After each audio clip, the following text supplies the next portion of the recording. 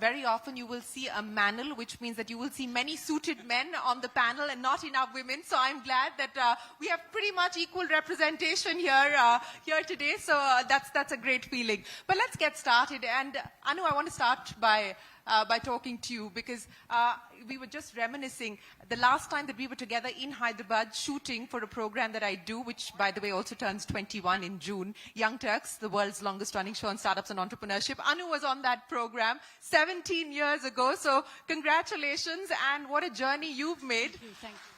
And here's what I want to understand from you. Through your own experience, through your own journey, what will it take to get more women, not just to get into STEM, but to take STEM forward as a career? So I think today we are seeing a lot of young women who take STEM as a career. I think we are seeing a lot more drop-off that is there at the senior leadership levels. And I think there are several reasons for that. But at the same time, I think we can increase the number of people who are going in. So compared to when I was going to IIT, for instance, to now, I think we've definitely seen an increase in the pipeline of women who are coming into the colleges in the first place. But I think the thing has to start even before that, right? How do we get young children to be excited about these areas? And I remember my dad was a scientist, and I think for us, 3 of us girls and a brother, all of us got very excited about STEM, right? So I think it has to start from the time when you are a child. But at the same time, I think when you're looking at senior leadership positions, I think multiple things matter, right? One is, are we recognizing them? Is there a bias, inherent bias that comes in when people are recruiting? And I think now with AI, maybe people can use... I was expecting that. Like everything else, AI is going to be the answer to this problem as well, the bias problem. Correct. No, it can be an answer, it can be a problem as well. But I think that one of them is the bias, right? So when we look at, Map My Genome is very purely a STEM company, and we have pretty much equal representation, and actually initially had a lot more women than men. And I think part of that problem is that always likes to get more people of their kind. So I think if you want to remove the bias, we have to look at it as saying that, can we stop looking at people we like to bring on board who are like us, but to bring in people who are not like us? Yeah. And I think if you want to remove that bias, that has to be done in a way where people don't think about that as a problem. And I think that is a starting point for a lot of problems that start off, right? Whether it's recruitment, whether it's leadership or others. The second is also, can we change the conditioning in terms of, when women don't speak up in meetings, can we force, sort of encourage them to speak up, not force, but sort of, get them to speak up. And things and I think the other bigger problem is that we don't have yet enough number of people who have already gone out through that funnel. And I think we need to have enough role models for people to be able to sort of be encouraged and inspired to be able to get there. So there are many more solutions, but I think, I'll let others talk about it. You've gotten us off to a great start. And I think, the idea about creating more role models, that's what Future Female Forward is about. We want to create a diverse set of role models so that people can see their own journeys in those stories that we are telling. But you brought up the issue of attrition, and let me get each one of you to comment on that. And let's start with what you're doing at Cognizant in order for you to be able to retain talent. Because, this leaky pipeline is not new to any particular sector, and it's not a specific problem to India. This is a global challenge. How are you trying to address that within Cognizant? Thank you, Shirin. Thank you for having me here. But I think as Anu was mentioning, this cannot be a sort of a lip service which companies do, sort of addressing this DEI, which is diversity, equity, and inclusion. Diversity is, of course, in some sense, the mix itself, but then equity and inclusion actually make it really work in some sense. So when you look at a company like Cognizant, it starts from the top. I mean, I think the tone we set at the top is so critical for us to make sure that we are able to sort of take it all the way down to where we are actually able to make that, maintain that mix in across the teams and so on and so forth. Several initiatives. I mean, as I said, it has to start at the top. For example, our board has about 38% diversity. So we start from there and then go all the way down in terms of ensuring that we do at least try and get the, as you know, in the leadership, it's always an issue. And you mentioned it in the beginning when in your intro, saying that we don't have a problem of supply in the beginning. I Yeah. mean, when you look at university, etc., we do have a 52% enrollment of tech talent in the universities. We do a very good job of hiring those. So our initial intake from universities, roughly about 55%. That's really, I mean, it's actually above parity in some sense. Yeah. But then the moment they come in, as you rightly said, over the period, you tend to have this dropout and then sort of leaky pipeline, if you may. And then before we get to leadership level, it's very, it's not a good number for the industry So and for anything everybody. specific that you've done to change that? Yes, so 2-3 things. One is we do run like most companies, we do programs like Propel, for example. It's a great program where we do in 2 steps. One is in terms of the middle managers. When women reach a certain level, we make sure that we train them very specifically to make sure that they're able to take up the leadership roles, and that has to be done in volume, right? I mean, doing it for a small cohort is not going to be sufficient, so we do it in much larger number. That's one. Number 2 would be a program called Returnship, which is when people want to take a break, go do whatever they need to. They want to come back. How do you really enable them? I think it's a lot of work in terms of making sure that even though they've taken a break of maybe 1 year, 2 year, whatever it is, ability for them to come back into a workforce. And are we really facilitating some of that? Yeah. So lots of programs around ensuring that, especially after, let's say, for example, maternity is the reason why they're taking a break. Can we support that, during the period as well as post maternity when they come in? How do you really make sure that they're included in some sense? Right. So I can talk about many of those programs that we do in terms of doing that. Those are 2 good examples that you've shared with us. Rahul, speaking about, the tone from the top at HCL Tech, the chairperson is a woman. But let's address this issue that I raised, which is also about the fact that in a more and more digital environment that we're in a world where we are going to be driven by technology, do you fear that the gender gap is only going to widen if we don't encourage more women to take up STEM, to adopt technology, to be part of the digitization process? So, first of all, is my voice being heard? Yeah, it's fine. So first of all, it's very important to note that, when women come into the workforce, you need to make sure that they stay for a longer period of time. And one of the things that we do additionally is that, we've identified women leaders who become like go-to people, right? Who become role models. You may call them role models. And we encourage other people to emulate them in terms of, growth, career paths, etc. And we also have programs which are there for women, which enable them to see the path forward. We've got programs like Stepping Stone, Ascend, etc., which encourage people to stay longer term with the company. I think another important thing we do is that we've identified what you may call as marquee jobs in the company. Right? Okay. So, for example, a sales job is a marquee job because it's seen as a kind of taking the company forward. Some of the jobs which are for principal architects, etc. Again, jobs which enable the company to take it forward.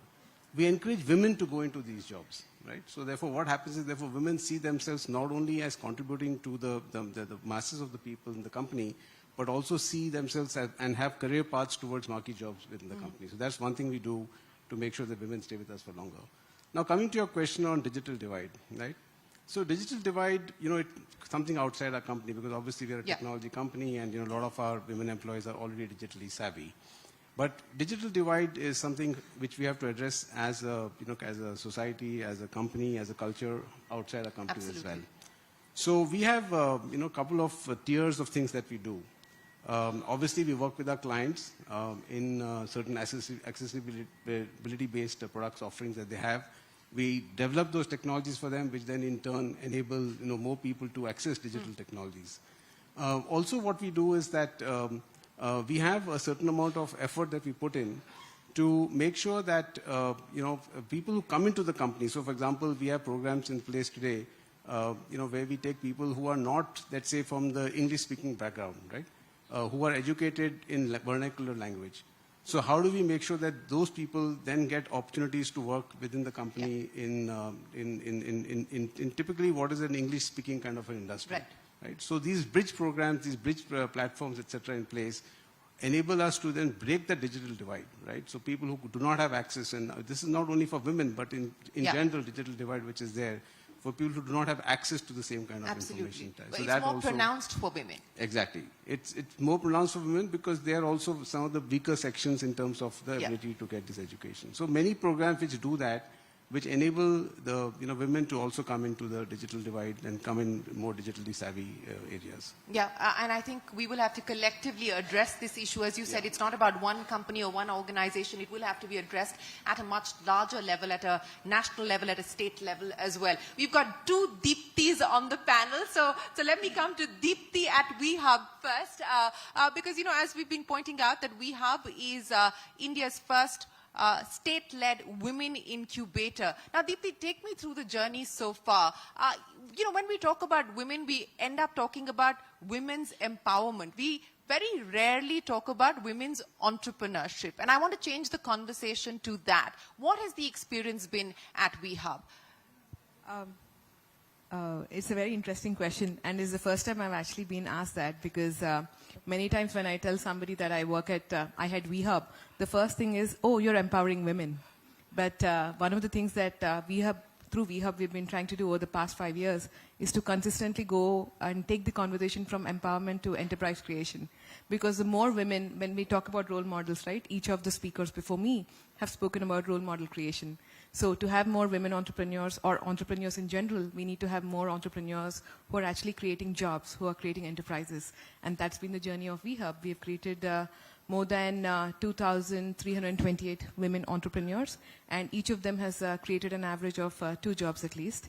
And we are also making sure that, while this entire conversation is to have more and more women entrepreneurs in the ecosystem, the focus for us is not to say that we'll lower the bar and say that everybody walk in. So one of the things we've been working on with a lot of focus is that to have more women entrepreneurs, it's not good to lower the bar. We keep the bar high and create more opportunities for more and more women who are homepreneurs, flexipreneurs, hobbypreneurs, any kind of entrepreneurs that they are currently, to become business owners. What is the biggest barrier to women enterprise and women entrepreneurship? How much of it is things like access to finance, access to credit? How much of it is cultural? How much of it is patriarchal? What is the biggest barrier? Simply put, the biggest barrier is access to WeHub, I guess. I think.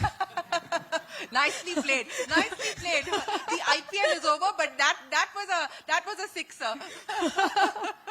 No, to be honest, I think the biggest barrier always is knowing where to go. Because a lot of times, when you ask all these questions, there needs to be one mentor or one-stop shop where they can come in and say that this is what I want to do to get my business going. And once you find that anchor, there is no stopping any entrepreneur who's raring to go. Naveen, what's the experience been at Novartis specifically? Telangana is also a state which is promoting itself as a hub for life sciences, healthcare, pharma, etc. This is also a space where actually we have seen not just the leadership role, but again, in general, a lot of women move towards this. What's the experience been like at Novartis? And if I were to ask you to add to the playbook that we just released earlier this evening, what are the ideas that you would put on the table? Yeah, thanks, Shireen. So Novartis has been in India since 1947.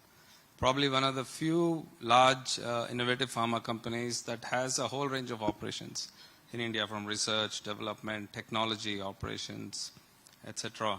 And I'm really fortunate to be part of this global company that is super committed to actually equity and inclusivity, right? And data doesn't lie, right? So 51% of associates in Novartis are female, 48% are leaders, 38% at the board level, right? And this is because we've been really inventive, innovative, and tried to challenge our own barriers to actually achieve this, right? There are many things that we've done. Generally speaking, 4 top things. One is to remove bias, right? So we use software, AI to screen our advertisements to remove gender bias, because bias is hidden. You don't know it's there. So when we post a job, it is neutralized, any kind of bias that we have. We are one of the first company to give equal paternal leave, right? So maternity, paternity, parental leave, equal parental leave out there. And then you think about what that removes, the social bias that we have, that mothers get the leave, fathers shouldn't be involved, you can see how such a policy change by a company might go a little way in removing that kind of I think it'll set go a of long bias. way, so kudos to you and a big round of applause as well to that. And I think, in fact, that's one of the ideas that comes up in the playbook, because this is something that many companies, and I know Sangeeta Reddy is here with us. Sangeeta, thanks for joining us.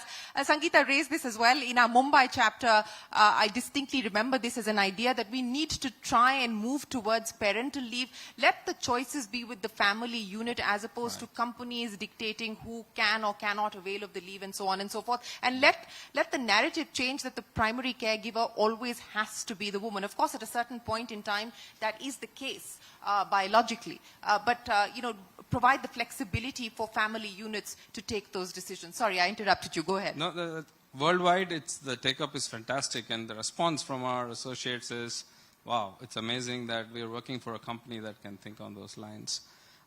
Pay transparency and equity. And this is, again, I always believed that, everyone earns their worth and over time you improve, but actually I had to change my own beliefs because there is really a bias and inequity in pay that creeps in without your knowledge when we looked at data. We've done this worldwide, we looked at it in India, we looked at it in all the countries. There is pay inequity. So over 3 years, we've really addressed the issue and brought it to a completely same level across the world for any gender. Let it put it that way, right? So, Deepti, let's pick up on that last point about pay inequity. And as Naveen said, that culturally it is an organization that nurtures meritocracy, that nurtures a gender-neutral environment, yet they've seen inequities creeping in. What is the data telling you? And I know Deloitte has been doing a lot of work on this front. While progress has been made in some aspects, we have a long distance to go. What does the data highlight at this point in time? Right. So, Shireen, what data says, if I just see in terms of the gender pay equity and the various researches that are done there, right, we definitely see, it is said that, there is a gap, right? Women typically tend lesser. But if you look at the root causes of it, right, it will take some time because this is driven in the history, right? It has taken, women started late, right? Today, most of the women, right, like we said, 38% in board representation, 62% is still men. So when you look at a gender pay equity, because our average, right, the overall size is lower, even if you apply the same principles of merit and everything else, when you look at it at a macro, at an average level, it does come down, right? And we at Deloitte, we encourage people to say, a number, right, does not represent anything. You need to look at what are the principles behind it. But there are organizations who are doing significantly a lot more to bridge that gap. So there is a lot of, as you said, everybody said that there is AI and technology being used to reduce that bias, to ensure that there are specific programs that women perform well, right, and move forward. So that is something that we are seeing significantly.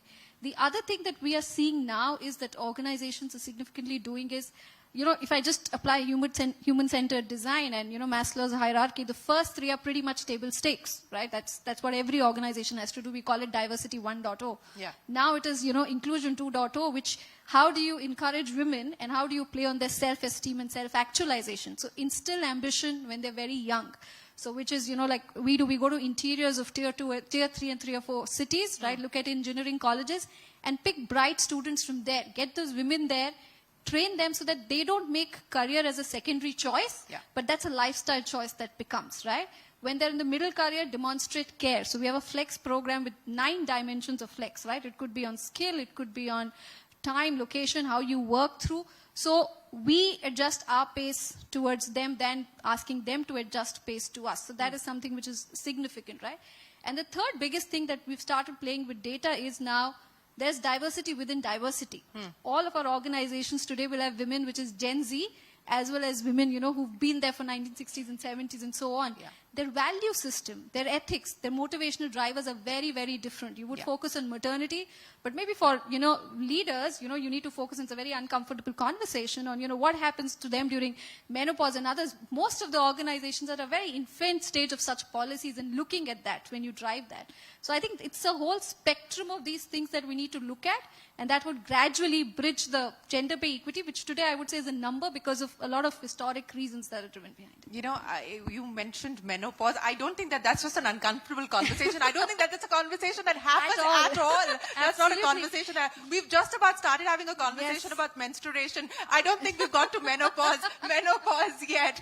But Shubhrikant, let me come to you because, we had put together at the Delhi chapter the FICCI CNBC-TV18 first survey, which had done a survey of the FICCI membership to understand what motivates women to stay on, what companies are doing to be able to retain women, how do you bring down attrition. Through the course of this journey, what have been the key insights that you're taking away now as you have these conversations? Well, first and foremost, I think it is important to have these conversations. And, we talked about role models, but also putting out these stories out there and seeing what companies are doing. And, there's a lot of wonderful work being done, but more companies need to emulate that. If I were to, for example, take a look at hardcore manufacturing, right? I think there were some inherent issues which held back women from participating. Those laws have been changed in terms of, women not being able to work the night shift or whatever it is. It's been quite a while since those laws have been changed, but the hangover effect sort of continues. And therefore, there needs to be, I think, very focused attention on in those sectors, in those areas where women's participation has not been up to the mark, to bring that up. And for example, if I were to talk about Odisha, there's been some wonderful work being done there in terms of skill development, where women are being picked up and trained in ITIs to drive heavy equipment in the mining industry. And so it's many a time it's in the mind as to what women can or can't do. Yeah. I think there are enough examples here in this room and elsewhere to show that those are actually barriers in the mind, and not any limitation in terms of the capabilities or ability or ambition. So in terms of learnings, I think what we really need to do is the playbook that you've put together needs to start getting thicker and thicker in terms of picking up more such examples of role models, of success stories, of companies which are going out of their way to achieve gender parity, and make that something that others aspire to achieve. No, you're absolutely right. And yes, we do intend to make that playbook thicker and thicker. It'll be a couple of pages thicker, I would imagine, I would reckon, at the end of today's event. Dipti, I'm going to give you the final word on this. On the back of the data that you've been looking at, and of course one of the other important aspects that I know that the Deloitte report highlights is the fact that there is a disproportionate amount of burden when it comes to mental well-being, depression, anxiety, etc., that women have to endure, especially working women have to endure because of the many challenges in the constant balancing act as well. So prescription time, the road ahead. So you're right, Shireen, while over the 3 years, if you see the trend, this year we have seen a decline compared to the previous year. There's been a 10% reduction in the Women at Work survey when we looked at the burnout and the anxiety levels, but it is still there. And one of the key elements we saw that of is only 15% of the women said that the child care and the household responsibilities are shared. 70% actually said it's primarily their responsibility even though they're working. So obviously that leads to a huge issue. So I think the prescription there is, I think, twofold. One is we are encouraging women. So one is the flex. A lot of flex has been embraced as to where in terms of location, but not when. And I think that is very important part of flex that we are looking at, to say it is not just that you're working from home, but maybe also the timings. It doesn't have to be a 9 to 5 sort of a thing. And how do we really pace that? Giving them a connect, giving them a peer group, because a lot of them, especially tech, women in tech, they don't come to office, they sit at home and work. But how do you connect? How do you find that peer group where you can work through? Clear executive sponsorship from the top. Our exco and everybody, they sponsor, they mentor a few women and ensure, and having more role models. Today, 42% of our eligible women are in leadership roles in Deloitte. But that overall quota of eligible women obviously has to increase. And I think that's what, making more role models, giving them that connect, I think that's what really will take the road forward. Well, that is the perfect note to end this conversation on. Deepti, thank you to the two of you for joining us as well here this evening. Anu, many thanks. Rajesh, thanks. Shubhrikant, thanks so much. Rahul, thanks very much. And of course, Naveen, it's been an absolute pleasure. Thank you very much for joining us here to take us through what you're doing individually, but more importantly, what you believe we can learn from. Thank you for sharing your experiences.